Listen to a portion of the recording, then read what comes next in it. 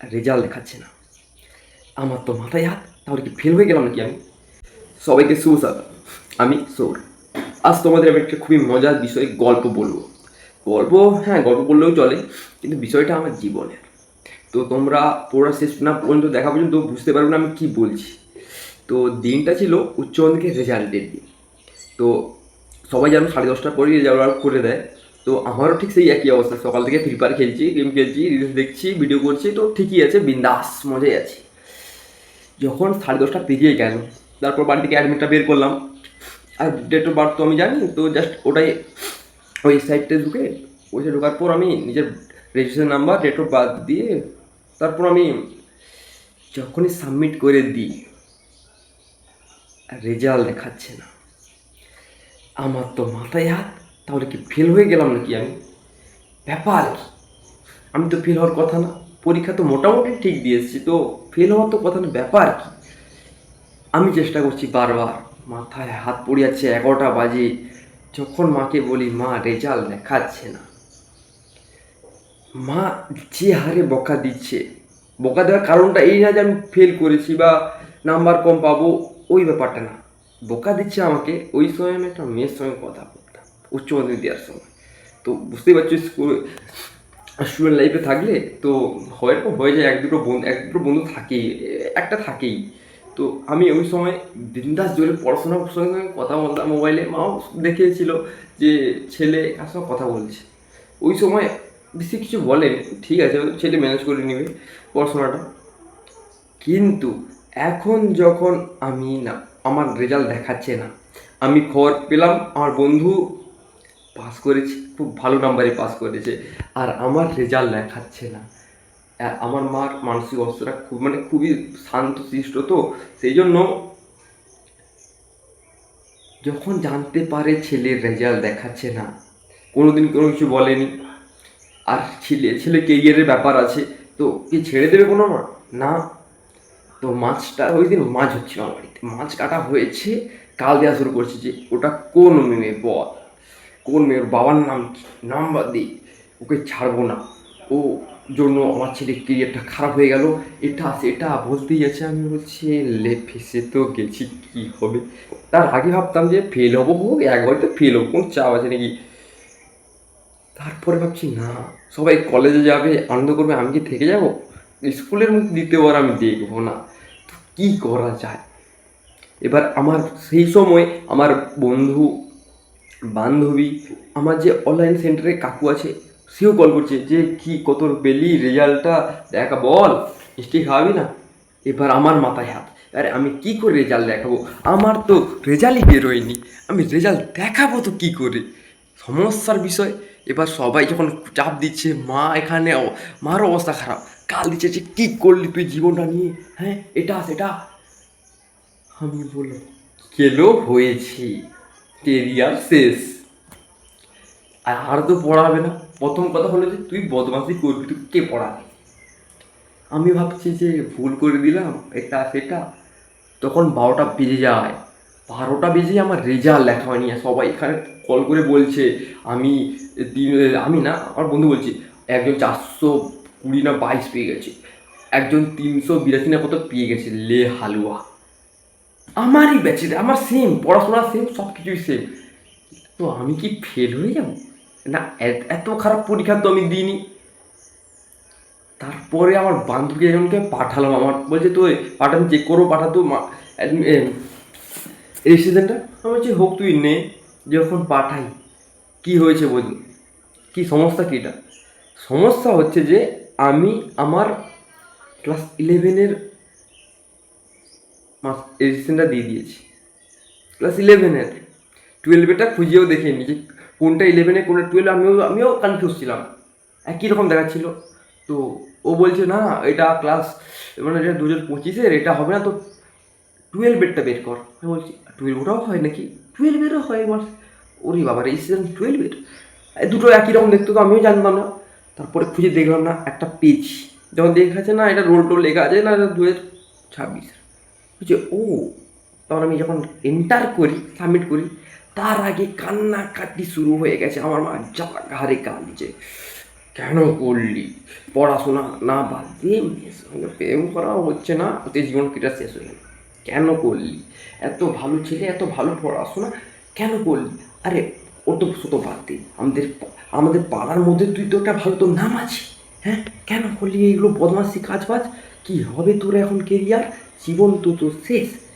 আমি বলছি সত্যি কি শেষ? বিষয়টা ভাবার আছে। ও যাই হোক, আমি কি করলাম, আমি যখন ওয়েবসাইটে গিয়ে সার্চ করে দেখি, সাবমিট করি, না পাস হয়ে গেছি। ওটা তো ছিল 2025-এর অ্যাডমিট, লে হালুয়া। তো ছোট ছোট ছোটো বড় একটা হার্ট তো দিয়ে দিয়েছি বাড়িতে, যে ছেলে কত বদমাস ভাবো, যে 25-এর অ্যাডমিট দিয়ে চেক করছে 26-এর রেজাল্ট। সমস্যার বিষয়, তো সমস্যাটা কাটলো। 1-1.5 ঘন্টা অবস্থা খারাপ পুরো ঘরে, ছেলে ফেল। পাড়া অব্দি খবর যায়নি, জাস্ট বাড়িতেই আছে। আমার মাথায় উপর দিয়ে সব কিছু হাওয়া দিচ্ছে, আমি কি ফেল? আমি তো হওয়ার কথা না। তারপরে যখন চেক করলাম, না পাস হয়ে গেছি। সেটাই তো আসল কথা, আমি তো পাস হবো, আমি ফেল তো হওয়ার মতো না। দেখো, যতই বদমাশি করো, নিজের মধ্যে একটা কনফিডেন্স থাকা দরকার যে ছেলে কেমন ছেলে আমি। তো আমার কাছে তো পড়াশোনা মানে তো একটু পড়লেই তো হয়ে যাবে, কী ব্যাপার আছে, এইটুকু এইসব ভাবার আছে। পাস করার মতো ক্ষমতা রাখে সূর্য, এসব ছোটো মোটো ব্যাপারে না। কিন্তু নাম্বারটা যখন আমার বন্ধুর থেকে কত একটা কম হয়েছিল, ওরা বলবো না তোমাদের, জেনারেলি আরও বাস আছে। বাড়ি কুটুম বন্ধু যদি কেউ দেখে নেয় তো আমার পুরো ওর বাদ দাও, ঠিক আছে। এখন আমাকে বলিনি, জাস্ট শুধু বাড়ির লোকই জানে। আচ্ছা, সব ক্লোজ ফ্রেন্ড কেউ আছে ওরাই জানে, আর কেউ তবে কী হয়ে যায়নি, কোনো লাভ নেই। আমিও জাস্ট একবারে দেখেছিলাম কোন সাবজেক্টে কত বেশি, এখন ভুলে গেছি। কারণ আমার তো একবারে দেখি আমার দরকারই পড়ে না, কী হবে ওগুলো দেখে বলো তো, কী কাজে লাগবে? সবাই বলে মাস্টার, না না এটা পড়া লাগবে, ওটা লাগবে। আমি মনে করি না, থাক থাক, বেশি না থাক। তো যাই হোক, আমি তো পুরো প্রিপারেশন নিয়ে নিয়েছি যে এবার কলেজে যাব, আরও অনেক আনন্দ হবে। মা বলছে কলেজ যাবি, হোক যা, পাস তো হয়ে গেছিস। কিন্তু ওই দিন যে হারিয়ে, না তার মধ্যে একটা গল্প আছে। তো ওই দিন দুপুর 12টার সময় কল এসেছিলো। কলটা কার এসেছিলো তুমি ভেবে নাও কার কল এসেছিলো আমার কাছে। তো মা সামনে ছিল, মা বলছে যে কল কে যেন করলো, তুই ধরে নিলি না? তারপর কিছুক্ষণ পর আমি যে একটু সাইড হয়ে ধরলাম। তারপরে আমি যখন এলাম, মা মুখোমুখি হয়ে গেল যে কী রে ব্যাপার, কি কোথায় গেছিলি, আর কার সঙ্গে কথা বলছিস নাকি তুই? নিশ্চয়ই ওই মেয়েটা, নিশ্চয়ই ওই মেয়েটা। আমি বলছি মিথ্যে তোর দর, ওরা বলছে হ্যাঁ ওই কল করছিল। তোর জীবনটা শেষ করে ফেলবে, তুই দূরে থাক, ওদের থেকে দূরে থাক। মনে ছোটোবেলা এখানে একটা তাবিজ থাকতো আমার গলায়, এখানে কালো টিক।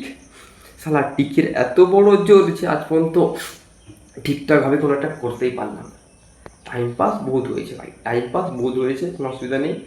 কিন্তু নিজের জন্য হলো না। ও হয়ে যাবে, কোনো চাপ নেই, ওটা কোনো ব্যাপার নাকি। বিষয়টা কিন্তু এটা না যে হয়ে যাবে, হবে কখন? এখন তো বয়স 19, আর কত বছর? এখন আমি স্কিল শিখছি। এই বয়সে আমার বন্ধুগুলো তাদের ছেলে ফেলে নিয়ে ঘুরেছে। অন গড বলছি ভাই, আমার 2টো বন্ধু বিয়ে করে নিয়েছে, বান্ধবীদের ছেলে বড় হয়ে গেছে, ওদেরকে টিউশন পড়াতে যায়। মানে আমি এখনও ব্যাগ ছাড়তে পারলাম না, ওদের কোলে ছেড়ে ছেড়ে দিয়েছে, লে হালুয়া।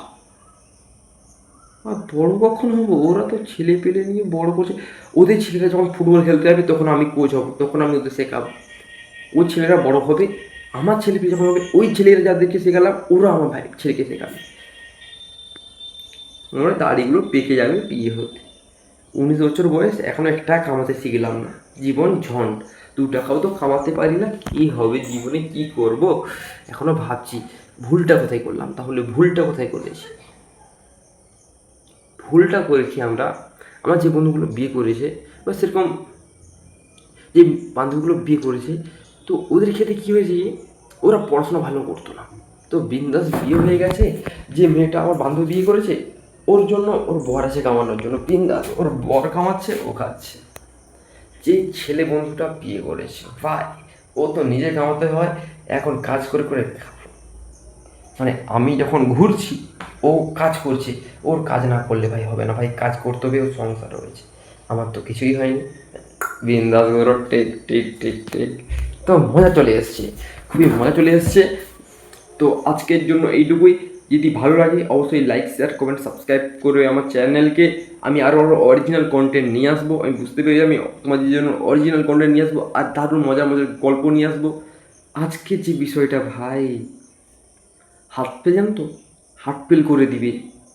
একটা ছেলে মাধ্যমিকে ফার্স্ট ডিভিশন পেলো, ও কী করে উচ্চ মাধ্যমিকে এসে ফেল হতে পারে? বিষয়টা খুবই ভাবার না? আমিও ভাবেছিলাম, কিন্তু না, পাস হয়ে গেছি।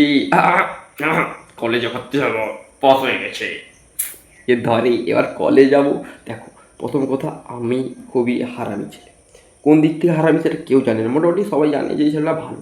এবার আমার বন্ধুরা জানে যে এই কত বড় ধানি লঙ্কা হারামি। বলো কী করে? আগে স্কুল যেতাম, রোজ চুল কাটতাম, মানে রোজ চুল না, মোটামুটি মাসে সপ্তাহে চুল না কাটলে স্কুল যাবো না, প্রথম কথা এটা চুল। এখন স্কুল ছুটি, মোটামুটি আমার স্কুল শেষ।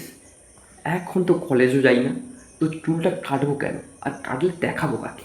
তো সমস্যার বিষয় এটা হচ্ছে যে, না থাক, দাড়ি বড় হয়েছে হোক, চুলটাও বড় হয়েছে হোক, কিন্তু দেখতে হ্যান্ডসাম লাগছে মনে হয়। দেখো তো ভালো করে। হ্যাঁ, কোন শাশুড়ি মেয়ে দেবে নাকি? হ্যাঁ, মেয়ে দেবে নাকি বলো? দিয়ে দিন তো ভালো হয়। কোন শাশুড়ি মেয়ে দিলে বলো ছেলে হ্যান্ডসাম আছে। মোটামুটি খাওয়াতে আমি যেহেতু খাচ্ছি, তো আমার অর্ধেকটা খেলেই হয়ে যাবে, তোমার মেয়ের কোনো সমস্যা নেই। থাকার জন্য বাপের ঘর আছে, কোনো চাপ নেই। চাপটা বিষয় হলো যে চুলটা কাটতে হবে। ও শাশুড়ি মেয়ে দেবে নাকি বলো? জামাই রেডি আছে। আজকের জন্য এইটুকুই। হ্যাঁ, আর নতুন নতুন গল্প নিয়ে আসবো, একদম স্কিপ করবে না, লাইক চটপট করে ফেলবে, ঠিক আছে? ওকে ওকে।